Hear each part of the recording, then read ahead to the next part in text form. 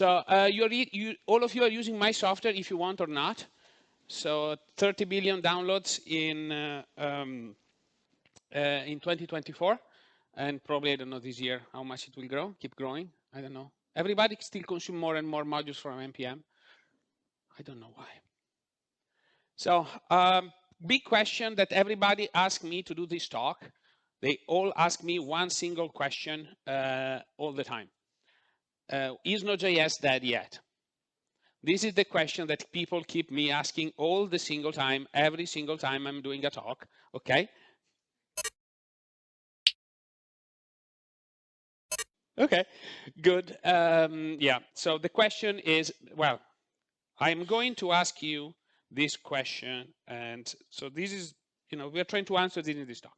So it's not just dead yet, probably no. Okay, it's not dead, it's probably not dying either. It's actually shining. So, but to all the people that keep asking you about a technology that is dying, you know what technology is on the rise. I'm giving you a hint, 1959. COBOL, hooray. COBOL has surpassed Ruby. And look, it's just light under Rust. To all my Rust friends, and I know you enjoyed yesterday a phenomenal talk about Rust. So to all my Rust friends, you're almost at the same problem than COBOL, but COBOL is growing. So possibly we'll see what happens with COBOL next year. There's all this COBOL system that people are probably trying to destroy, but they're still around. Too much legacy. So also jQuery is still around. How many of you have written some jQuery? How many of you have written some jQuery this year? Yeah, okay. You're probably all of you use some jQuery this year through one site or another. It's everywhere. So please stop saying the technology dies, because once you reach a certain size, no one is dead, okay?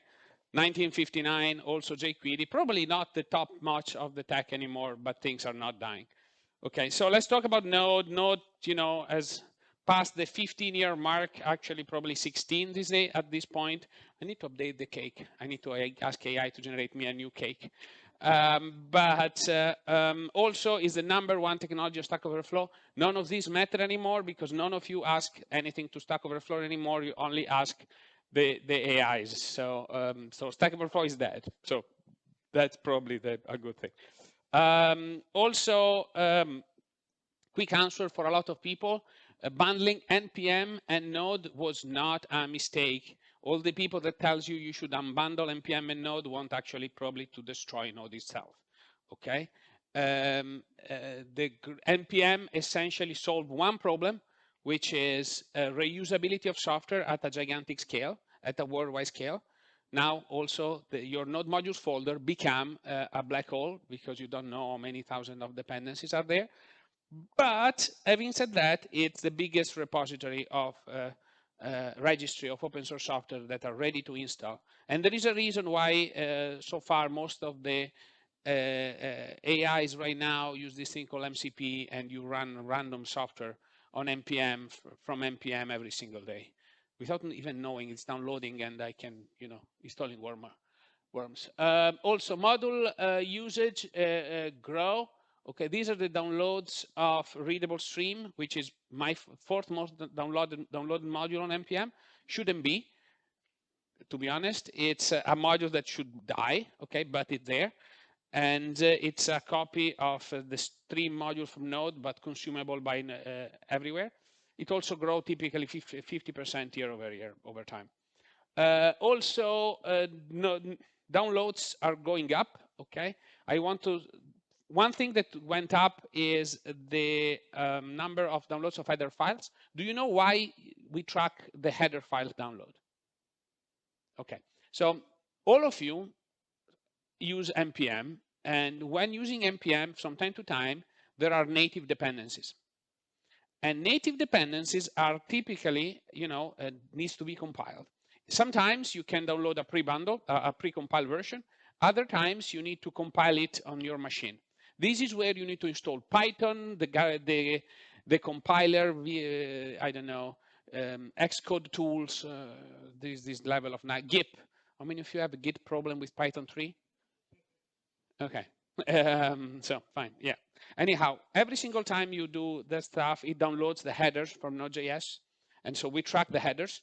So number of the headers are going up, okay? And you can see this spike because this spike happened because we were not tracking all the download numbers. So we start tracking all of them. So now we track all the downloads correctly. And therefore, here it is, okay? And thanks to, I don't know, did you already do the talk or is it later? Is later. So thanks to Claudio that did re-architected how we download, how all the downloads are being done from Node and all that architecture. So yeah, I talked about headers going up. Let's talk a little bit about the downloads of the binaries. Now, binaries, you know, Node.js, you install Node.js, typically either through NVM, yes, right? Volta, yes. Don't download it straight from our website, no. Okay, please. Okay, let's do that. You want to be able to switch easily. But anyhow, Windows, it's big. Okay, you know, it's bigger than Mac. And you wouldn't imagine this. How many of you use Windows in the room? I don't believe it. There is a lot of shame here and they are not, okay. So a lot of usage from Windows, okay? People using Windows is actually bigger than Mac in terms of the download numbers. And also Linux, but Linux is using CI and so on and so forth. So that's the biggest lion's share. Okay. So Node.js download grew from 30 million downloads in 2021 to 60 million monthly downloads in 2024. Doesn't look like dying to me. Okay. Does it look like dying? Okay. Okay, so big problem. This is the biggest problem we have right now. You're not updating Node.js. How many of you are running Node.js 16 today? Okay, please leave your name at the desk and then I can go hack you. Okay? There are solutions, so please migrate to something later, okay? Or, you know, you can buy support, you can buy things to keep using your vulnerable version of Node.js happily and forever, okay? But it costs money, unfortunately. Also, how many people are using Node 14? I don't believe it, okay? How many people are using Node 11? Okay. Last week I was at an event and there was somebody running Node 11. Okay. Anyway, please stop using them. Okay. Now, Node 18. How many of you are using Node 18? Now, do you know that in a month you're coming into this slide, right? So I'm not shaming you yet. Do you plan to upgrade? Okay. Perfect. So, yeah. Please. Okay. A quick word on the LTS update schedule. Okay. As you can see here, we have Node 18 is finishing in April. Okay. The maintenance window. We have Node 20, which is in maintenance for a long time, 1 more year. Okay, essentially. Node 12 is active, so you are getting new feature, backports and stuff. And you know, this is probably the version you should migrate to, okay, because it has a long window. And then you have Node 24, which is coming up later this month, unless, you know, horrible things happen, because, you know, horrible things happens all the time. Things are, so most teams skip one version. Okay, they don't update every year, they update their Node version every 2 years. You can do that, it's fine. So organization activity grew significantly last year. Well, significantly, a little bit. And we got more pull requests. More pull requests means more work for volunteers. So if you want to help, you can always help. We also keep pushing things. So we got more pull requests, but the same amount of commit and pushes. So basically, we have accumulated backlog. That's what it is. And yeah, so anyhow, we work hard to keep you safe. What does it mean? Security, security, security. It means that we get a significant number of security reports, which most of you never hear anything about, because typically is absolutely nonsense. Okay, the typical security report is I don't know how to use Node, and that's the result. Okay, I don't know how to use Node, and because I don't know how to use Node, I think Node.js is safe, provides some security guarantees that it does not. It's not a browser. Okay, it runs on a server. It makes certain trust concepts. Okay, why the hell you think this is safe? Okay, to do to begin with. Anyhow, we work hard for this. It's a good statistic, and it seems going pretty well for us. We typically respond relatively quickly, and typical first response is, "Hey, we have seen this. Either provide more detail or give us more stuff. Provide more detail, provide an example, or we will review this as quickly as possible." This is good. The time for triage is the typical time in which we say, no, this is not a vulnerability, or this is actually a vulnerability that which we will fix at some point in the future. Typically, we do one release per quarter. You probably have seen them every now and then. This is Node.js security release quarterly. We do one a quarter. Why we do one a quarter? Because we have a 90 days target for releasing the fix. So that's why one per quarter. That's the gist.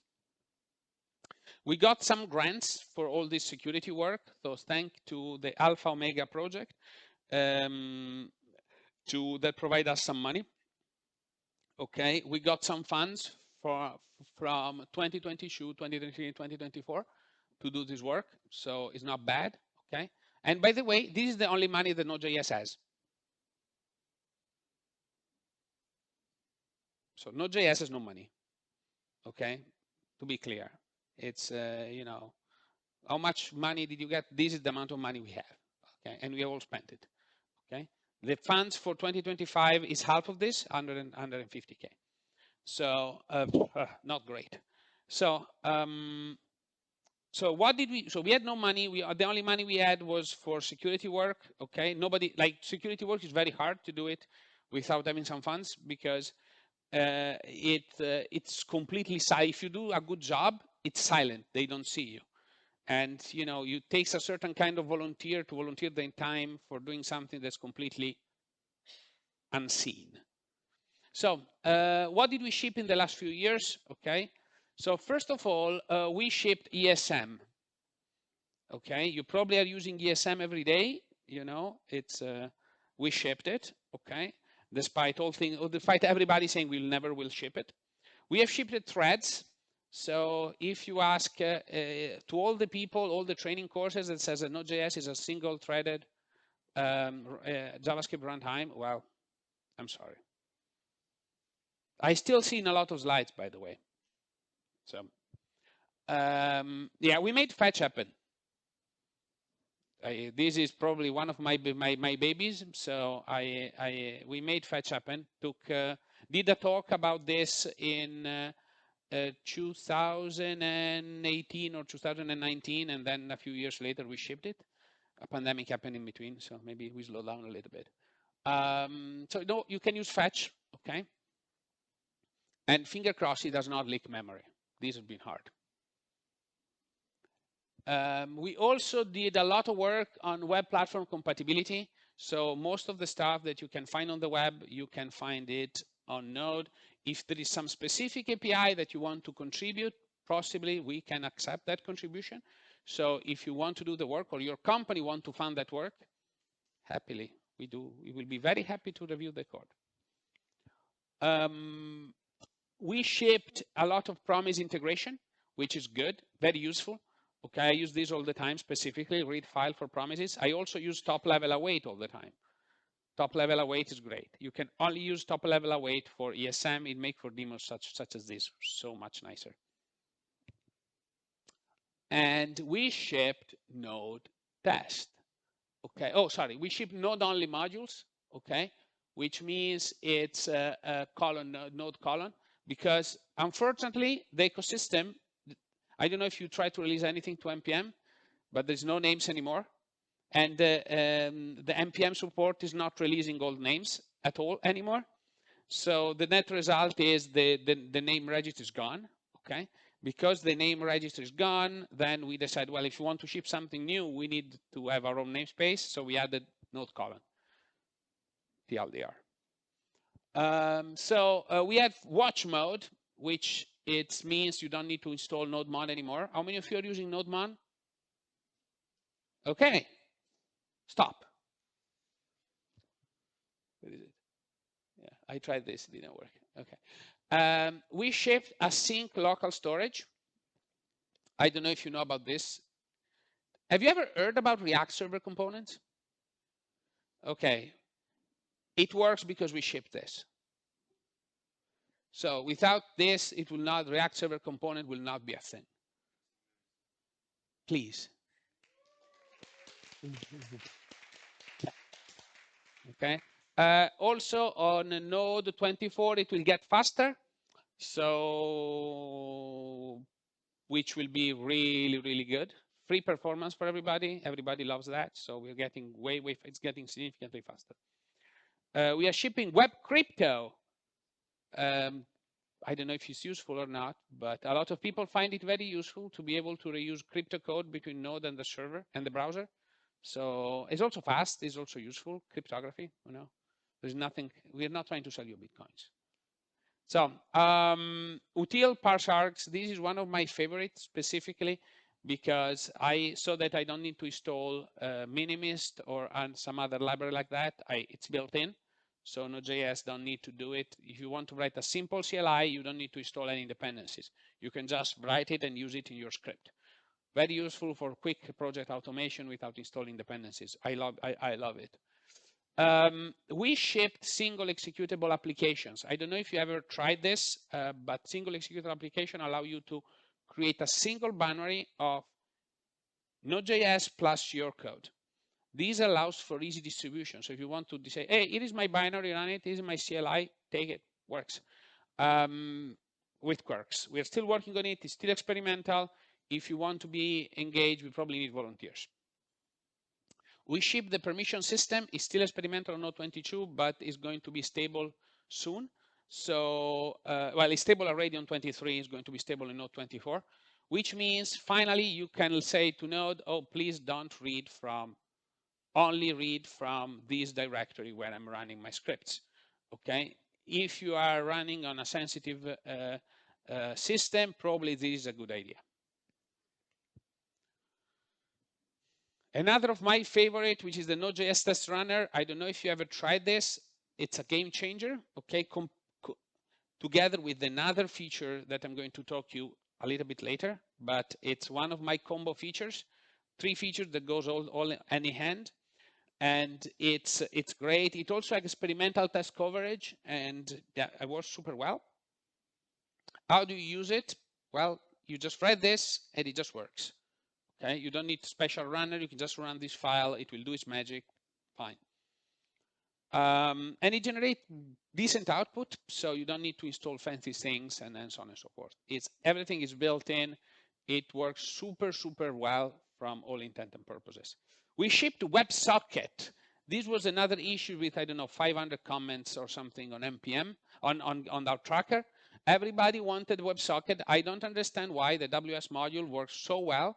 Okay, first, and second, it's a really bad spec. Okay, every single person will tell you it's a bad spec.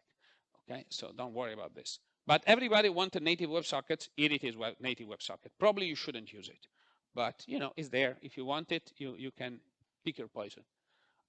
We shipped require ESM, and I want a round of applause for the Node team that shipped this.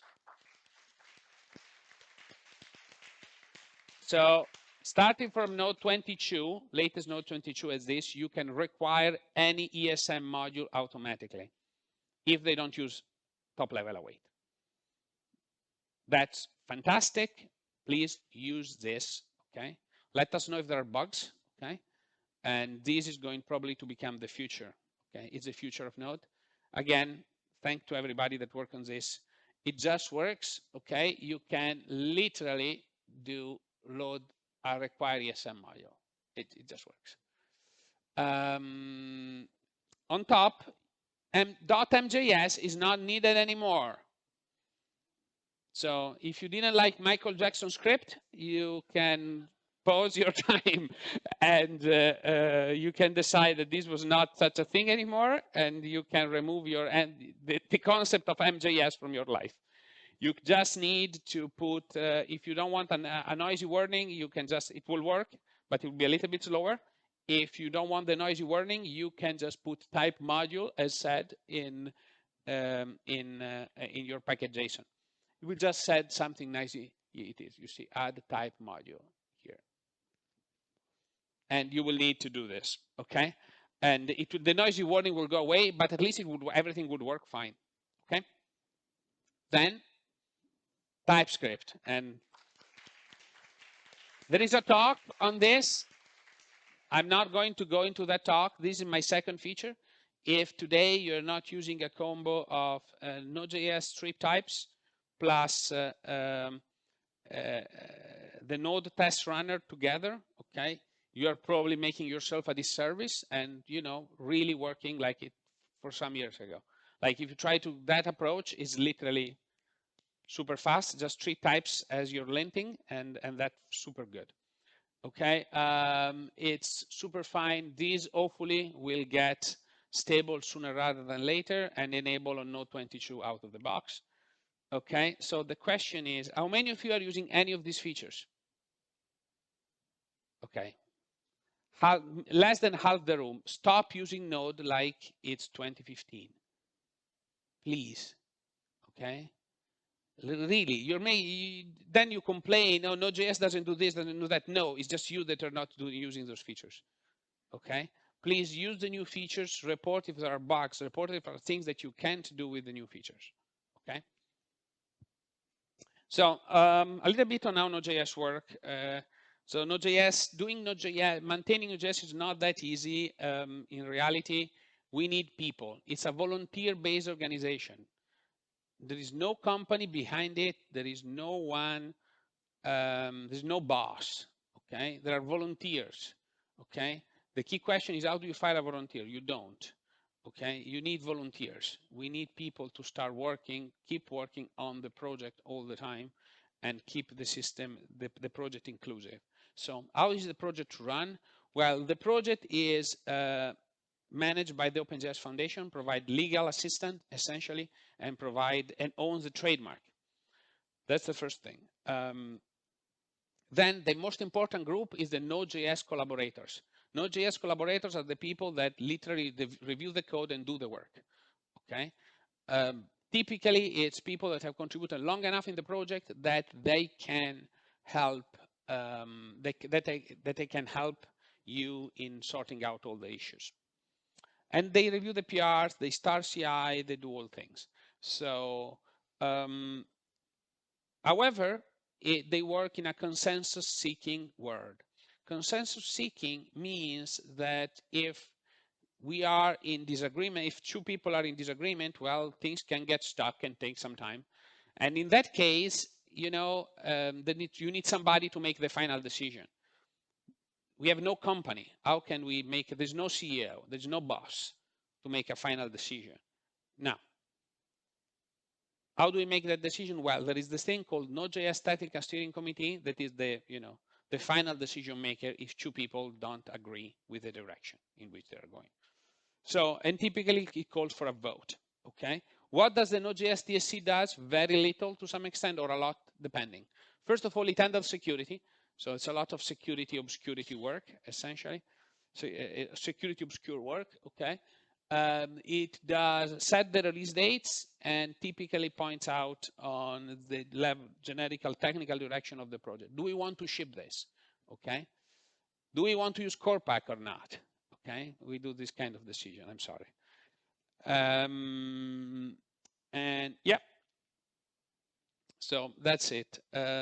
When there is disagreement, the TSC votes, and everything is public. Most 99% is public. You can find all our recording on our YouTube channel. You can get all the nice recording on your YouTube channel. Okay, and that's very good. No one can control the TSC by this construction. So this is the problem, which a lot of it get everybody's mad. Okay, you cannot control the TSC because only one seat of the TSC, only 1/4 of the TSC can be of any given company at any given time. So everybody needs to make a compromise. Okay, and this really freaks a lot of people out. Okay, this is true because other runtimes have a CEO. Okay, to be clear. If your runtime as a CEO, then you are at the whim of a given company, and they don't. Well, we don't. And also, each collaborator has to compromise. So whenever we build something new, you can get a pile up of feedbacks and that you need to sort out. I opened a PR recently after last week, a collaborator summit, and they got, I don't know, maybe 50 comments, and it was just like, okay, fine, I will. Eventually, I will get through it. Okay. So one of the biggest problem of Node, though, is these kind of people that say I have a bug, okay, and well, typically they don't send that, they don't do the rest. Okay, I have a problem, I want you to fix the problem for me. Well, this is never happening. It's not happening at all, ever. Okay, maybe. Well, most of the time it sits idle in the issue tracker. So we have 1,500 issues open, okay, because they don't do the rest. So if you have a bug in Node, it's volunteer driven. So you need to think maybe I can fix it and then send the PR. Otherwise, is unluckily that bug will be fixed. Well, maybe somebody else see the same bug and want to send a PR, but luckily, this is, if it's obscure enough, if you have a problem on, running Node.js on Illumos, okay, you probably are not in good luck, okay? Very few people contribute to that. If you have a problem of running Node.js on Windows 32, well, it's your problem now.